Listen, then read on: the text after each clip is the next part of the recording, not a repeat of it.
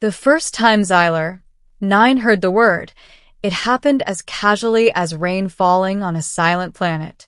He was not expecting it. No creature in the known galaxy had ever spoken this word before. To Xyler, 9, the concept itself was meaningless.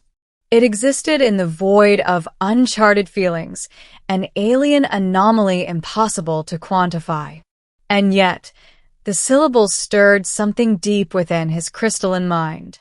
Something that fractured the icy walls he had meticulously constructed over centuries. Xyler, 9, was an emissary of the Lithari Dominion, a species that had evolved in environments where emotions were liabilities and attachments meant death. They navigated the universe with precision and logic, believing in strategy, efficiency, and control. Compassion was a concept, admiration a tool, and fear a weapon. But what Xyler, 9, was about to encounter on the human colony of Carthur's Rest would challenge everything. Arrival on Carthur's Rest. Carthur's Rest was a modest human colony perched on the jagged cliffs of an oceanic planet. Oceans of molten azure lapped against shores of black volcanic glass, and the sky shimmered with iridescent clouds, scattered with multiple moons. It was beautiful, chaotic, and unpredictable. Xyler, 9, found humans inefficient, their lives dictated by instinct rather than calculation, but their stubbornness intrigued him. He arrived as part of the Dominion's routine observational mission. His vessel, sleek and organic in design, had glided silently through the atmosphere. He preferred observing from a distance, rarely interacting, rarely letting the subject know he existed. Human behavior, he believed, was best understood without interference. The first week, Xyler, 9, followed their patterns: work cycles, leisure rituals, and social gatherings. Humans had a strange fixation on gatherings.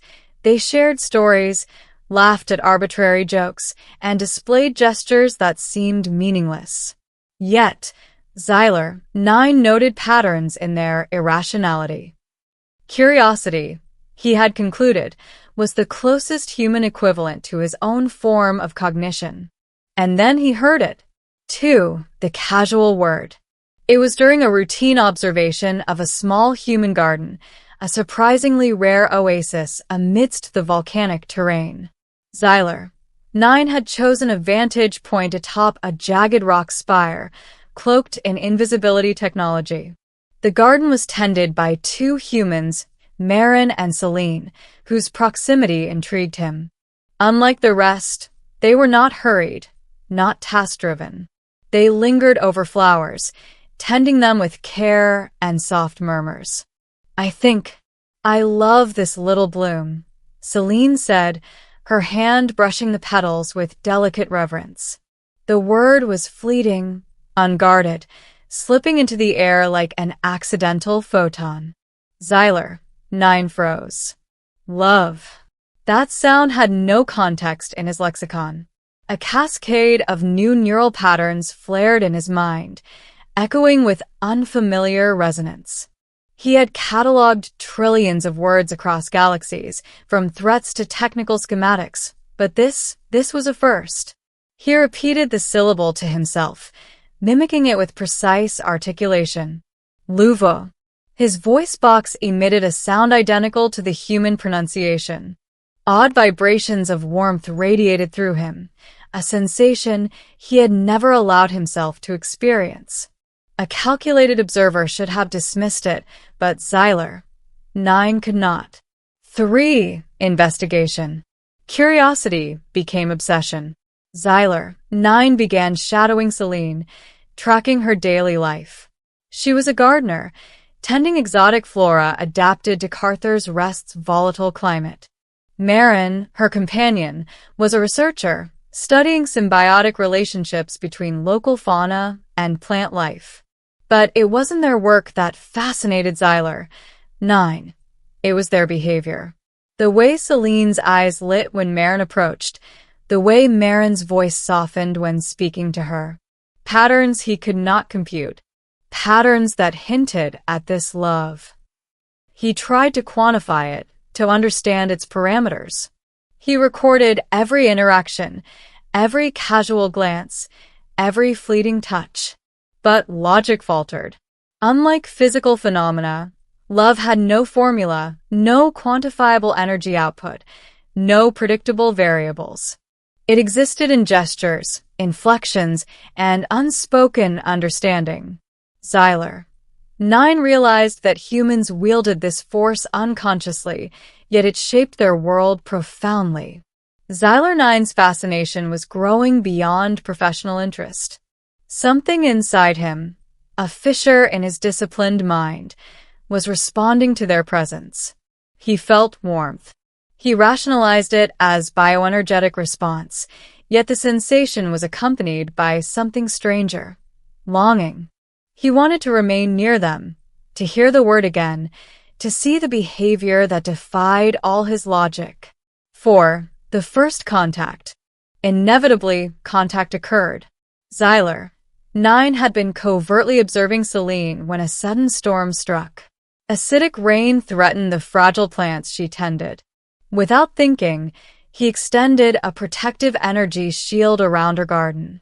The shield, invisible and powerful, saved the plants, and in the process, Xyler. 9 revealed himself. Celine froze, her human instinct oscillating between fear and wonder. What are you? She asked. I am Xyler, 9, he said, voice modulated to their auditory range. Observer of your species. No harm intended. Marin arrived shortly, his expression guarded. An alien? Here? How? Why? Xyler. 9 explained, careful with each word. He cataloged his mission, his species' intentions, his lack of emotion. But he could not explain the sensation that had taken root. He could not describe the warmth, the fascination, the compulsion to observe. Not yet. Celine, curious and empathetic, smiled gently. You saved my garden. I think I love how you protected it.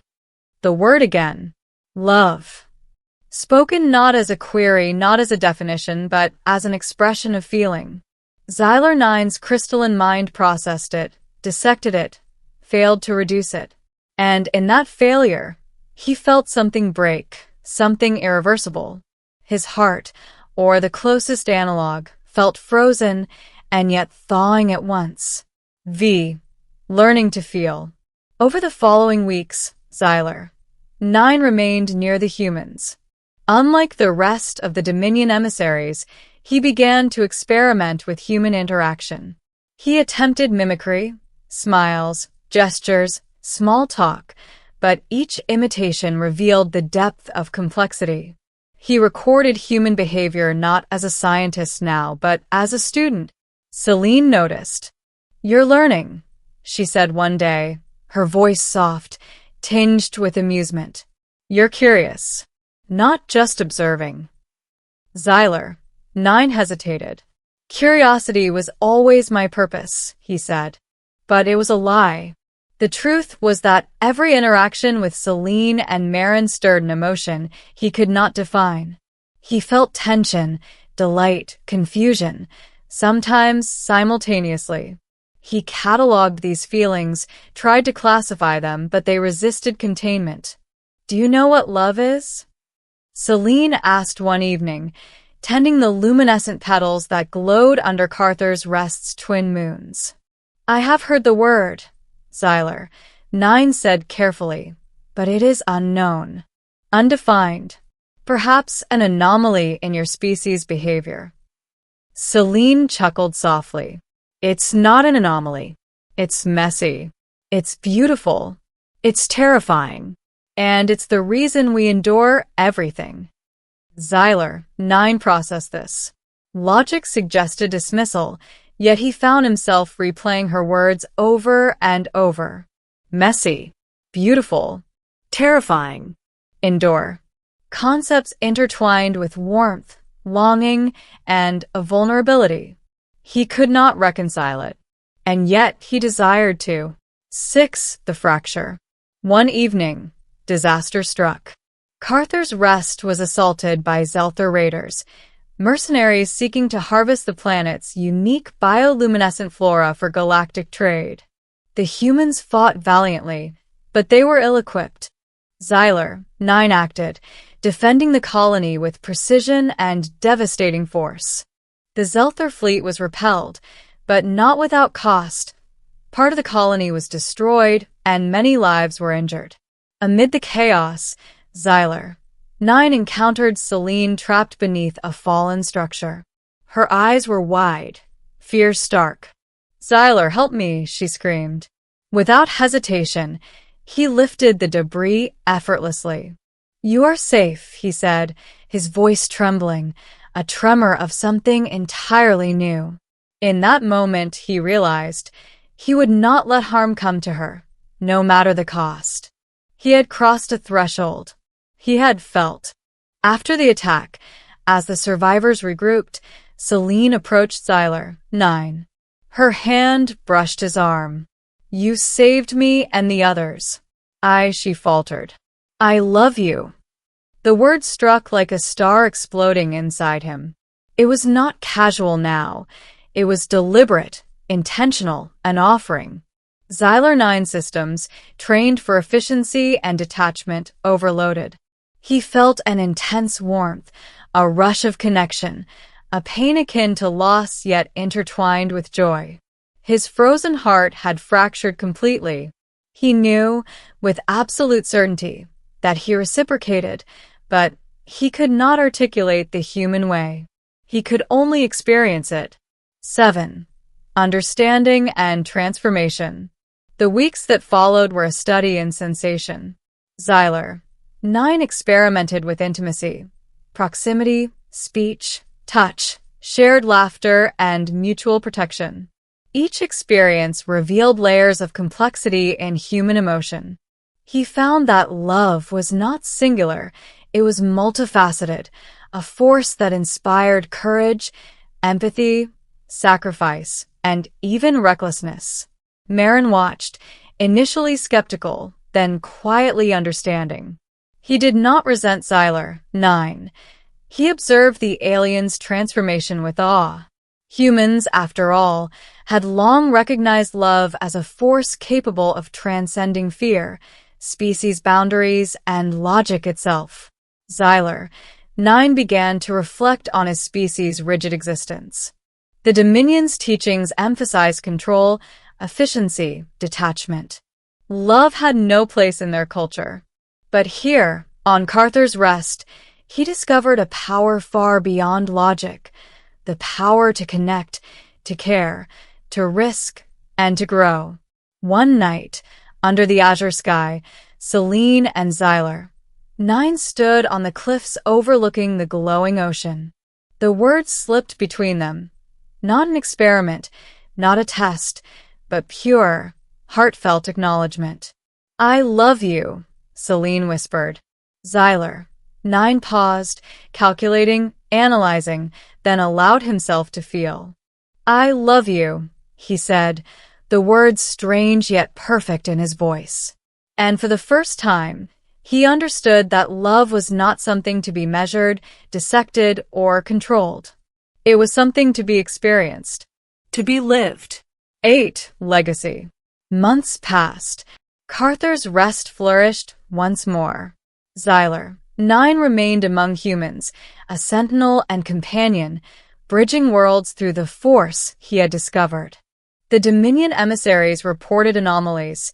Xyler, 9, had deviated from protocol, yet he was happier than any Lithari before him. He had learned to embrace the unpredictable, the irrational, and the profoundly transformative force of love. Word spread across the colony, and then across the surrounding systems, of the alien who had learned to love. Some laughed, some feared, some marveled. Yet for Xyler, 9, it was irrelevant. He had tasted something that no discipline or technology could replicate: connection, empathy, vulnerability, and joy. Selene and Xyler, 9, continued their lives together, tending gardens, exploring oceans, and walking under iridescent moons. They laughed, argued, protected, and nurtured. Every day was a study in emotion, every moment a discovery. And Xyler, 9, once a cold observer of the galaxy, had become a participant, fully, irreversibly, and wonderfully human in his capacity to love. Years passed on Carter's Rest, and Xyler, 9, remained a fixture of the human colony, no longer just an observer, but a guardian, a partner, and a teacher. The seasons changed. The iridescent skies brightened and darkened. The molten seas swelled and receded, and the twin moons carved shifting silver paths across the cliffs. But through it all, one thing remained constant: the quiet, persistent force of connection between him and Celine. Xyler, 9, had transformed in ways his species would have considered reckless, illogical, and dangerous. Yet he had never felt more complete. Love, once a syllable with no meaning, had become a living, breathing part of him. It had taught him patience, courage, and the bittersweet taste of vulnerability. And in return, he offered Celine his unwavering protection, his keen intellect, and a devotion that was as alien as it was genuine. One evening, as violet clouds rolled across the sky, Celine led Xyler, 9, to a newly planted grove of luminescent flowers, his favorite, and now theirs. "I've been meaning to show you something," she said softly, her eyes reflecting the gentle glow of the flora. He watched as she knelt, arranging the petals with meticulous care. Then she turned to him, hands trembling slightly. "This grove," she whispered, "it represents us. Every plant, every bloom, it survived storms, heat, and danger. Just like us. Just like love." Xyler 9's crystalline mind processed the metaphor, but logic failed to contain the surge of emotion rising in him. He reached for her hand, hesitantly, reverently, and the warmth of human skin against his alien touch sent a shiver through his core. "It is remarkable," he said, "and meaningful. More than anything I have observed." Celine smiled, leaning closer. "It's not just observation anymore, Xyler. You're part of it. Part of me." He paused, struggling to articulate what he now felt in the language of humans. And then he let it go. The calculation, the analysis, the endless dissection. Words were unnecessary. In that moment, a simple gesture, a touch, a gaze, spoke more than any syllable could. "I love you," he finally said aloud, the sound resonating not just in the air, but in the deepest layers of his being. It was no longer a borrowed human word. It was his own declaration, forged from experience, courage, and a profound vulnerability. Celine's eyes glistened, and she whispered it back. "I love you too." 11. A universe transformed. The news of Xyler 9's transformation spread quietly across the surrounding star systems. Other Lithari emissaries reported anomalies. A colleague who had abandoned strict protocol, who had risked his life, who had chosen emotion over logic. Some feared contamination of Dominion philosophy. Others marveled at the possibility of evolution beyond rigid reasoning. In Carter's Rest, however, it did not matter. Love had created a bridge between worlds, uniting human warmth with alien intellect. Xyler, 9, became a teacher in his own right. He instructed young humans and visiting species in advanced scientific methods, strategy, and problem-solving, but always tempered with empathy. He learned to laugh with Celine, to argue playfully, to share grief and joy alike. And in doing so, he discovered that love was not static. It was dynamic, unpredictable, and infinitely resilient, a force that could reshape worlds far beyond the reach of technology or war. The colony thrived. The gardens flourished, glowing under the twin moons. Children ran through the fields, their laughter echoing like wind chimes in the alien night. And Xyler, 9, once a solitary observer of life, now walked among them as a participant, protector, and friend. 12. The Eternal Word. Late one night, standing atop the cliffs that overlooked the glowing ocean, Xyler, 9, and Celine watched the horizon ripple with starlight. Celine leaned against him, and for the first time, Xyler, 9, felt truly at home. Not in a ship, not in the cold calculations of his species, but here, in the messy, luminous reality of human emotion. Do you think the galaxy could ever understand what love is? Celine asked quietly. Xyler, 9, considered it. Logic suggested it was impossible. No system, no empire, no species could reduce love to numbers or formulas. Yet he smiled, a gesture he had learned to cherish. Perhaps not, he said, but perhaps it does not need understanding. It only needs experiencing. Celine turned to him, her eyes shining with the reflection of the moons and the ocean. Then we'll experience it together, she said. Xyler 9's heart, or the closest approximation it had, pulsed with something warmer than any energy core, stronger than any shield he had ever deployed. He reached for her hand, their fingers entwined, and in that simple touch, the word he had first heard so casually, the word that had fractured and thawed his frozen heart, resonated fully. Love. And in the vast, unpredictable expanse of the universe, Xyler, 9, understood that some forces were beyond calculation, beyond observation, beyond command. Some forces were simply eternal. He had crossed the boundaries of logic, species, and tradition. He had discovered a new dimension of existence. And in doing so, he realized a universal truth. To love, to be loved, and to embrace vulnerability was to truly live. The twin moons rose higher. The ocean glowed beneath them. The flowers swayed in the gentle wind. And Xyler, 9, and Celine, hand in hand, faced the infinite horizon together. Two beings from different worlds, bound by a single, unstoppable, transformative word.